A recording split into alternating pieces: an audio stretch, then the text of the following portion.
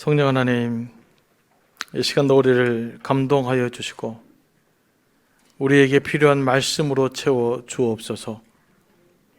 우리를 향한 주님의 음성 듣게 하여 주옵소서. 예수님의 이름으로 기도합니다. 아멘. 우리가 신앙생활을 잘 하려면 성경의 이야기에 집중을 해야 됩니다. 성경의 이야기에 집중하고 성경이 무슨 이야기를 하고 있는지 잘 들여다보고 그 성경 안에서 내 인생의 답을 찾아갈 때 비로소 우리는 성숙한 신앙생활을 할 수 있게 되는 것이죠. 그래서 우리가 다시 한번 그 성경의 이야기를 좀 집중해서 또 말씀을 살펴보려고 합니다. 지난번에 창세기를 살펴보았지만 아브라함이 갈대아 우르에서 하나님의 약속을 붙들고 나왔죠. 나오면서 이제 주변에 기근이 들어서 애굽으로 피했습니다. 애굽으로 갔는데 이제 별 우여곡절을 많이 겪죠. 우여곡절 끝에 이제 부자가 되었습니다. 그런데 아브라함과 함께했던 롯도 같이 부자가 됩니다. 두 집안이 부자가 되다 보니까 갈등이 생깁니다. 두 집안이 다 가축대가 많다가 보니까 묵을 땅도 부족했고 또 먹일 물도 부족했습니다. 이제는 함께 사는 한 이 갈등을 해결할 수가 없습니다.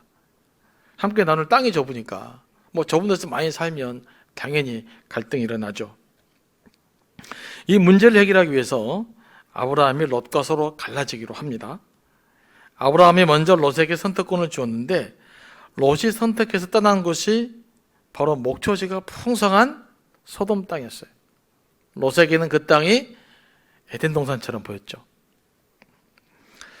이렇게 롯이 기쁜 마음으로 선택해서 잘 살고 있는데 이렇게 롯이 소돔에 거주하고 있는 동안에 전쟁이 일어났습니다. 오늘 본문 보면 죄송합니다. 여러 가지 나라 이름들이 나오죠. 시날, 엘라살, 엘람, 고임, 이 나라들이 있어요. 이 나라들은 이스라엘 북쪽, 즉으로 말하면 아수르 지역의 도시 국가들인데 이들을 이끄는 연합군이 남쪽 요단 지역에 있는 도시 국가들, 소돔, 고모라, 아드마, 스보임, 벨라의 연합군과 전쟁을 일으켰습니다. 전투는 염해, 소금바다기도 하고 사해라고도 하죠. 이 근처에서 벌어졌습니다. 왜 이런 일이 벌어졌을까요? 오늘 말씀 보니까 요단 지역에 속한 5 왕들이 12년 동안 엘람 왕 그돌라오멜의 지배를 받고 있었어요. 그런데 13년째 된 해에 배신했다라고 기록되어 있습니다. 그러니까 지배를 받았다는 말은 이 사람들 조공을 들었겠죠. 그런데 무슨 일인지 자신들이 힘이 있어서 그런지 아니면 다른 이유인지는 모르지만 조공을 끊었어요. 그래서 이에 대한 이제 보복으로 전쟁이 일어나게 된 거죠. 당시 전쟁이라는 것은 요즘 같은 국가 간의 큰 전쟁이라기보다는 조그만 부족 간들의 전쟁입니다. 그래도 연합군들이 모인 전쟁이니까 나름 규모가 상당히 컸을 거예요. 이 싸움에서 이 남방지역 국가들이 패하게 됩니다. 소돔과 고모라 왕이 패해서 도망을 갔습니다. 전쟁에서 승리한 그 4왕은 소돔과 고모라 땅에 들어가서 약탈을 했는데 그 와중에 롯과 그의 가족들도 다 잡아갔습니다. 롯은 잔살해버리고 자기 보기에 좋은 땅, 에덴과 동산 같은 땅에 갔지만 전쟁에 말려 붙잡혀 갔습니다. 그러고 보면 내 계획대로 안 되는 것이 우리 인생입니다. 롯이 이런 생각을 했겠습니까? 그저 풍요롭게 잘 살 줄로만 알았는데 전쟁에 휘말려서 붙잡혀 간 거죠. 이 롯을 보니까 잠언의 말씀이 생각이 납니다. 사람이 마음으로 그 길을 계획할지라도 그 걸음을 인도하시는 분은 여호와시니라. 이 말씀이 의미하는 말은 뭡니까? 긍정적으로는 하나님이 인도하셔야 우리의 계획이 이루어진다라는 뜻이지만 또 부정적으로는 사람이 계획하는 모든 일들은 내 뜻대로 안 된다라는 겁니다. 여러분들도 그런 경험 많이 있지 않습니까? 참 살아가는 거 내 마음대로 안 되잖아요. 저도 미국에서 유학을 가서 이민자로 10년간을 살다 보니까 정말 그렇더라고요. 돌아보면 하나님의 은혜지만 이 모든 것이 제 계획대로 된 것은 거의 없었습니다. 미국에 도착할 때부터 계획이 안 맞더라고요. 한국에서 이 정도 돈이면 살겠다라고 생각했는데 막상 가보니까 돈이 더 들어요.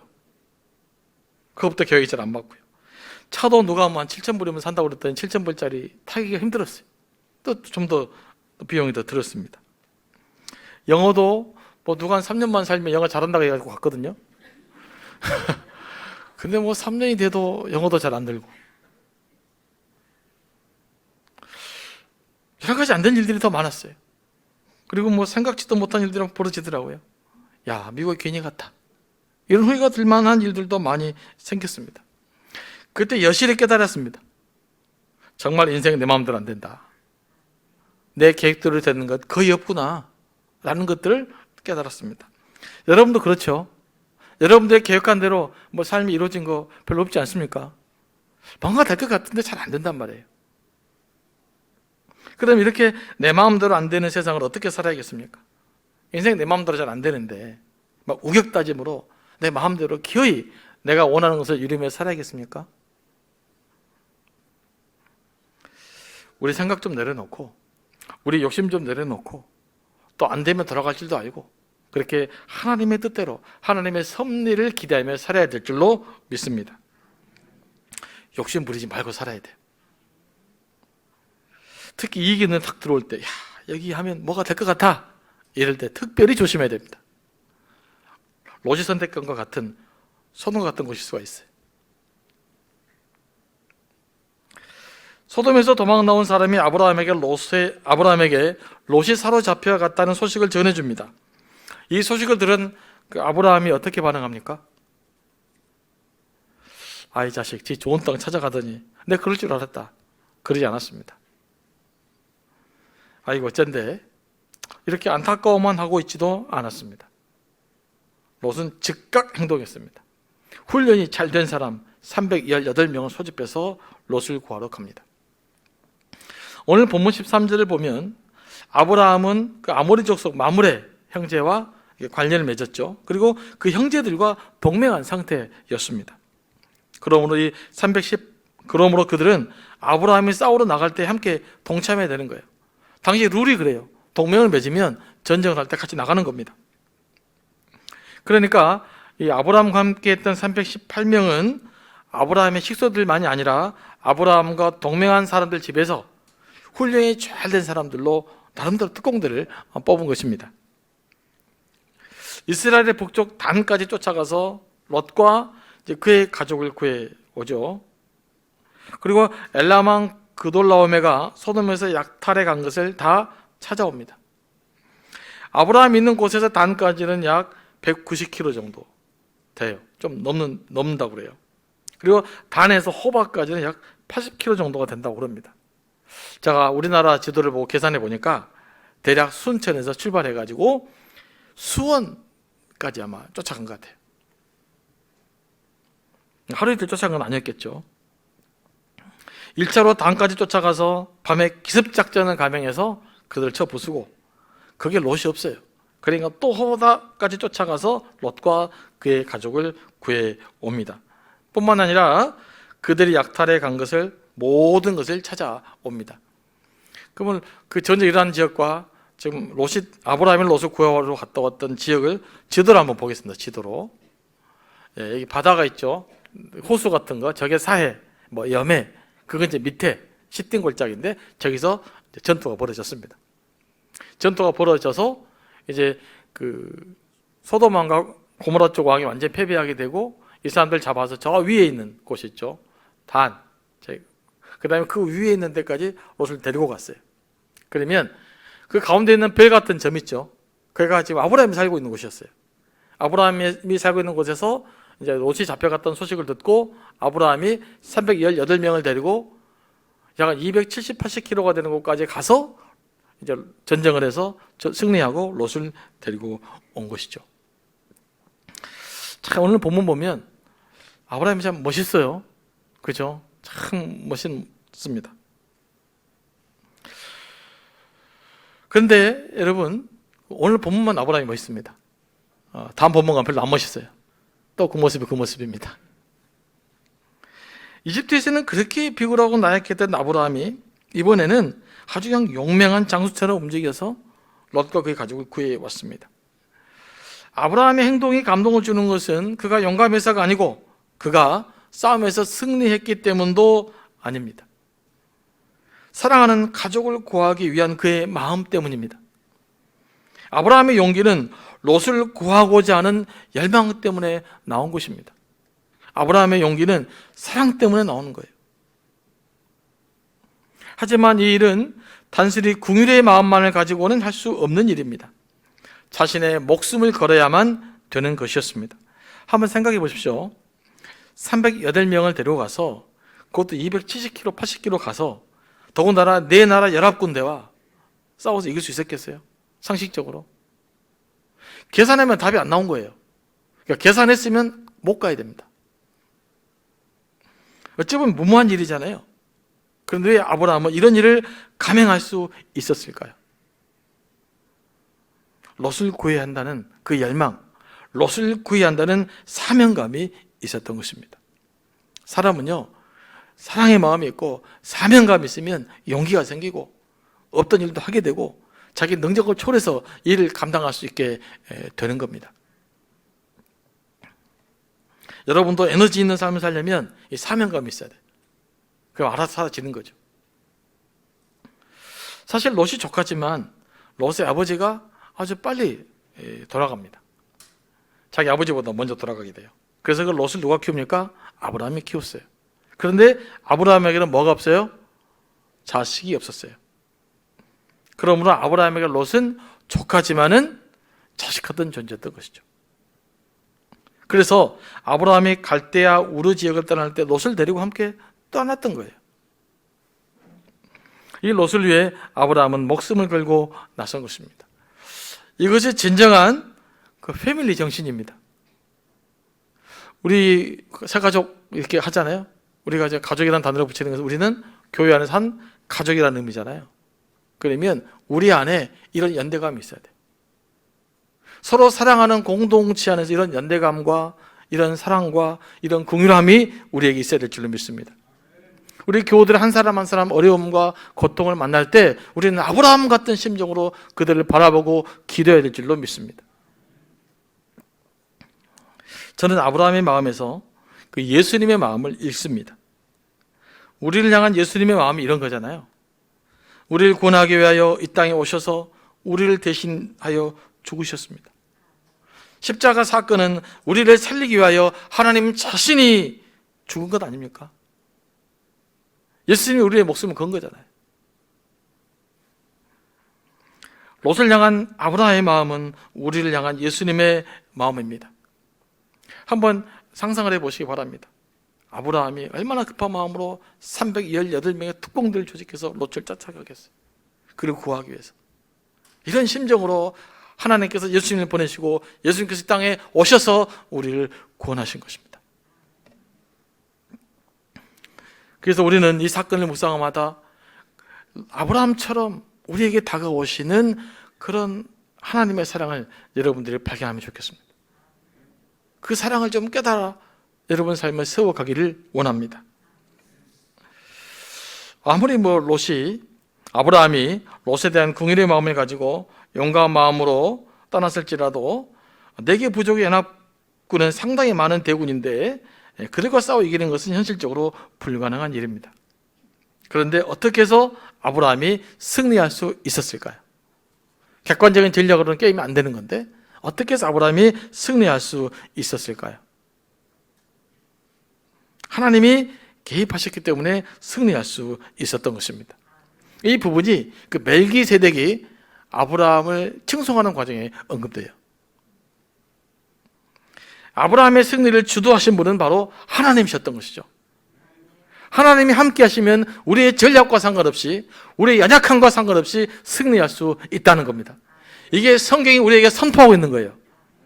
하나님이 함께 하시면, 하나님이 개입하시면 나를 넘어서서 나를 초월해서 놀라운 역사가 이루어지는 겁니다. 여러분을 향한 개인의 역사도 마찬가지입니다. 하나님이 함께 하시면 여러분의 기대치를 보다 훨씬 더 위대한 일이 벌어질 줄로 믿습니다. 만군의 하나님 여호와라는 뜻은 뭐냐면요, 이 만군, 모든 군대라는 뜻이에요. 모든 군대 하나님, 다시 말하면 전쟁을 주관하는 하나님이라는 뜻이에요. 전쟁을 주관하는 하나님이 아브라함을 도운 것입니다. 그래서 아브라함이 승리할 수 있었던 거죠. 아브라함의 승리는 아브라함의 사랑과 용기 그리고 하나님의 역사하심이 이룬 승리입니다. 믿음의 사람의 시각은 늘 우리 배후 위에서 역사하시는 하나님께 있어야 될 줄로 믿습니다. 여러분의 삶, 여러분 배후에서 여러분의 삶 인도하시는 그 하나님을 바라보시기 바랍니다. 여러분의 삶이 여기까지 유지되어 왔던 것도 여러분의 뒤에서 여러분 함께 하시고 여러분을 지탱해 주시고 여러분을 여기까지 인도해 주신 하나님의 은혜인 줄로 믿습니다. 이 믿음을 갖는 게 신앙이에요.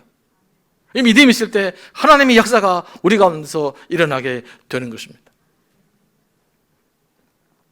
이것을 보지 못하면 내중심적 신앙생활을 하게 돼 있어요. 앞만 보고 신앙생활을 하게 돼 있어요. 눈에 펼쳐진 현실만 보고 신앙생활을 하게 돼 있어요. 이런 믿음의 생활은 힘이 없어요. 내가 나를 보고 힘을 얼마나 얻을 수 있겠습니까? 여러분들 아무리 똑똑한데 내 뒤에 있는 하나님이 보일 때 우리는 비로소 힘을 얻을 수 있고 자신감을 얻을 수 있고 어떤 상황에서든지 당당해질 수 있는 것입니다. 아브라함이 그돌라오멜과 그와 함께하는 왕들을 물리치고 돌아왔을 때 아브라함을 영접한 사람들이 있었습니다. 두 사람 영접했죠. 첫째는 소돔 왕이 왕의 골짜기로 나가서 아브라함을 영접했습니다. 아브라함이 적을 물리치고 소돔 지역에서 빼앗긴 것들을 다 가져갔잖아요. 그러니까 얼마나 고맙겠어요. 그래서 감사한 마음으로 아브라함을 맞이한 것입니다. 그리고 살렘 왕 멜기세덱이 떡과 포도주를 가지고 나와서 아브라함을 맞이합니다. 그래서 신약 성경에서도 언급되어지죠. 그는 왕이면서도 제사장이었습니다. 18절 말씀에 따르면 그는 지극히 높은 하나님의 제사장이었습니다. 그가 아브라함을 축복합니다. 뭐라고 축복합니까? 19절 말씀에 기록되어 있어요. 천지의 주제시오, 천지를 주관하는 분이시오, 지극히 높으신 하나님이요, 가장 위대하신 하나님이라는 뜻이죠. 아브라함에게 복을 주옵소서 라고 선포를 해요. 그리고 20절에서 아브라함에게 이제 말합니다. 뭐라고 말합니까? 너희 대적을 내 손에 붙이신 지극히 높으신 하나님. 그러니까 아브라함의 승리를 누가 이끌었다는 겁니까? 하나님이 이끌었다는 것이죠. 그 하나님을 너는 찬송해야 된다라고 말하고 있는 것입니다. 하나님께서 아브라함의 승리를 이끌어 주셨기 때문에 아브라함이 해야 될 일은 하나님을 높이고 하나님을 예배하고 하나님을 찬양하는 일입니다. 우리가 하나님의 은혜를 경험했다면 우리 역시도 하나님을 높이고 하나님을 경배하고 하나님을 찬양해야 되는 겁니다. 여러분, 여러분의 승리, 여러분의 성취, 여러분의 성공, 이 모든 것이 아무리 작은 것일지라도 하나님의 은혜 때문인 줄 알고 감사하시기 바랍니다.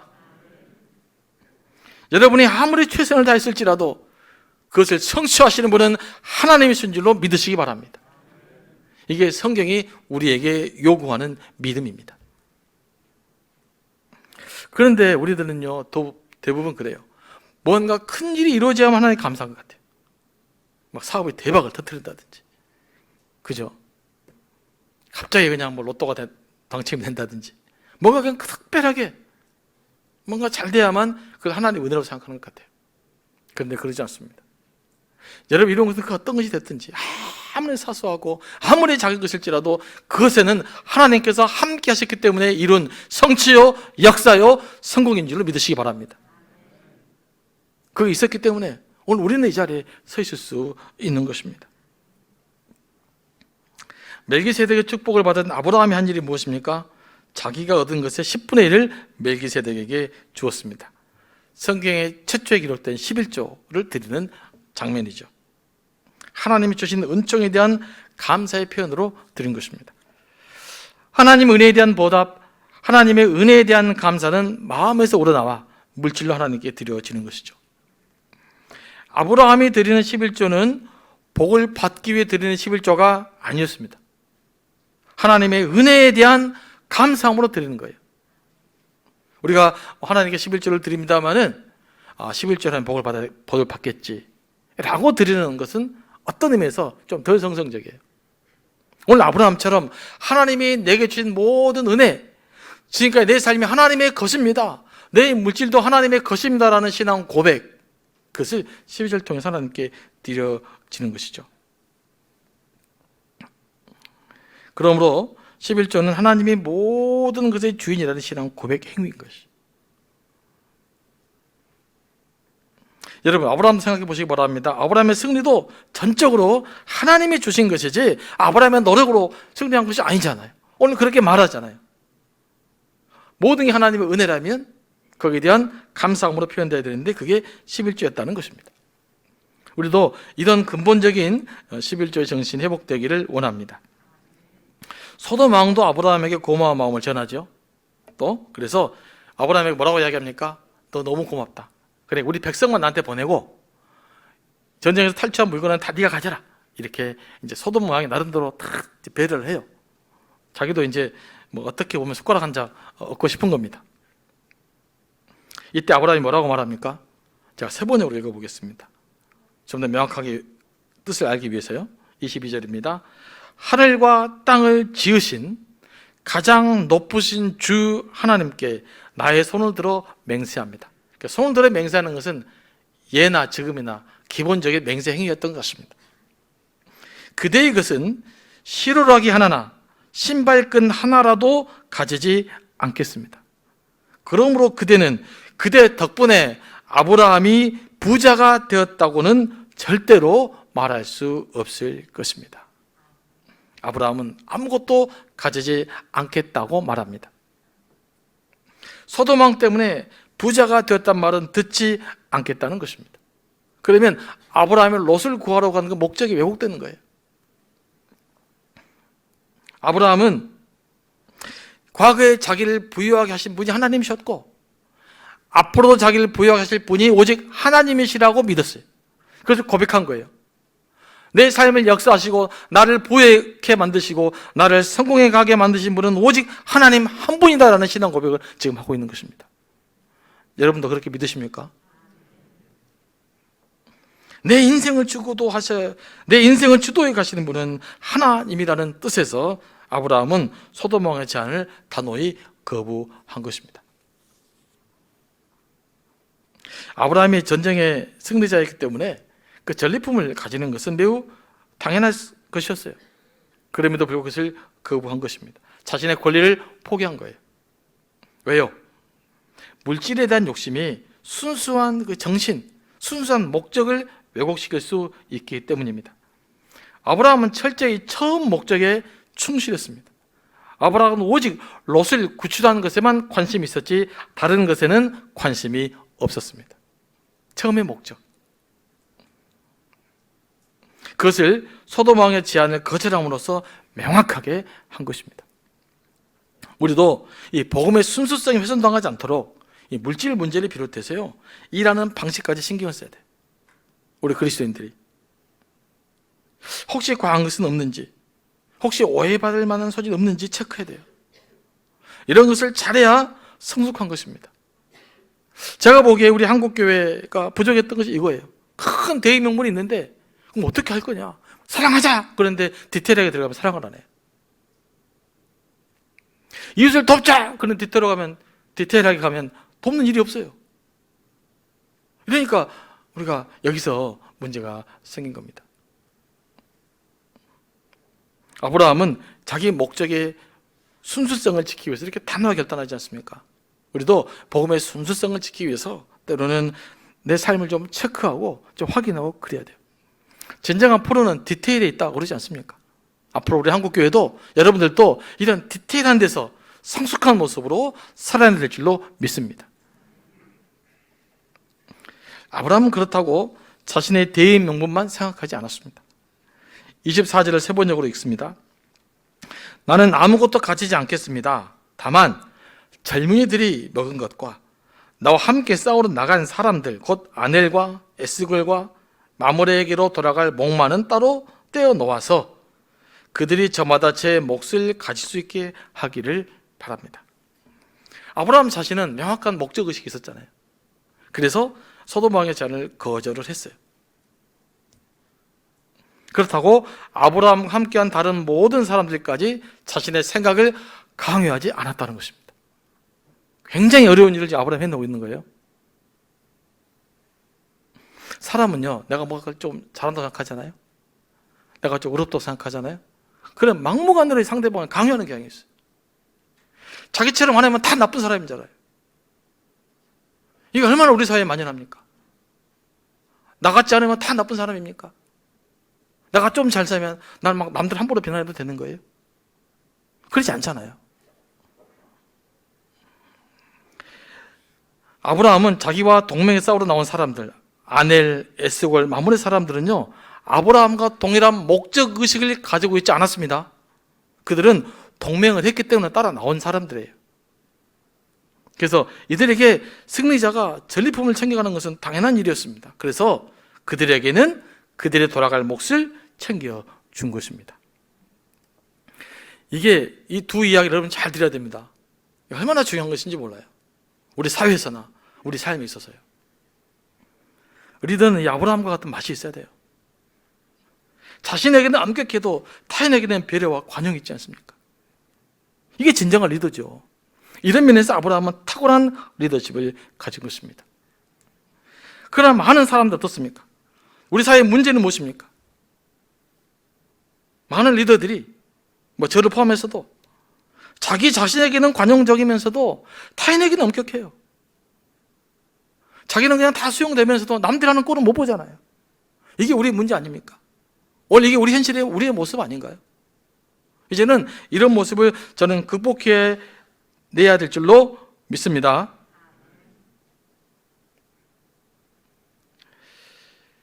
자신의 생각을 무조건 강요하는 것, 그건 좋은 사람도, 좋은 성품도, 좋은 리더도 될 수가 없습니다. 좋은 리더는 훌륭한 원칙이 있으면서도요, 다른 사람들을 수용하고 배려하는 능력이 있는 사람이에요. 그런 사람을 만나면 얼마나 사람들을 좋아해요. 자기와 함께하는 사람의 현실적인 필요에 무관심하지 않는 사람들이에요. 이런 지도력이 있을 때 사람들이 존중하고 따르는 법입니다. 저는 우리 교회 여러분들이요, 모두 이런 리더십을 가졌으면 좋겠어요. 그러니까 리더십의 문제가 아니라 인성의 문제고 인간성의 문제예요. 이런 삶을 여러분들이 살아내야 될 줄로 믿습니다. 그래야 빛된 삶이 되지 않겠습니까? 우리의 신앙생활도 마찬가지입니다. 때로는 아주 명확한 원칙이 있어야 되지만 다른 사람을 향해서는 가능하면 배려해야 돼요. 가능하면 수용적이어야 돼요. 이게 우리에게는 좀 많이 부족한 면 아닙니까? 신앙생활 하다 보면요, 자기가 하는 것을 절대시하고 싶은 마음이 생겨요. 그리고 그것을 혼자만 간직하자니까 답답해서 다른 사람이 강요하기 쉬워요. 이건 매우 잘못된 것입니다. 그래서 또 자기 마음대로 안 돼 막 쉽게 비난해버리잖아요. 여러분, 복음의 본질적인 것이 아니면, 다시 말씀드립니다, 복음에 대한 본질적인 것이 아니면 가능하면 자기 생각을 내려놓고 상대방을 존중해주고 배려해 주시기 바랍니다. 이게 우리가 사는 길이에요. 이게 사람답게 사는 거예요. 이런 삶을 살 때 비로소 사람 냄새가 나요. 따뜻한 인간성을 느낄 수 있는 거잖아요. 그래서 교회가 자칫 한번 차가울 수 있어요. 내 마음대로 안 되니까 막 난도질 해버리면. 우리가 만들어야 할 공동체는 차가운 공동체가 아니라 가슴 따뜻한 공동체로 만들어야 될 줄로 믿습니다.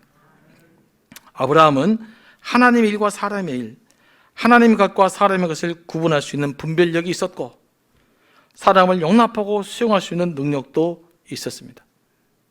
가족에 대한 책임감과 의리도 있고요. 이 한적 우리도 한번 이렇게 살아봤으면 좋겠습니다.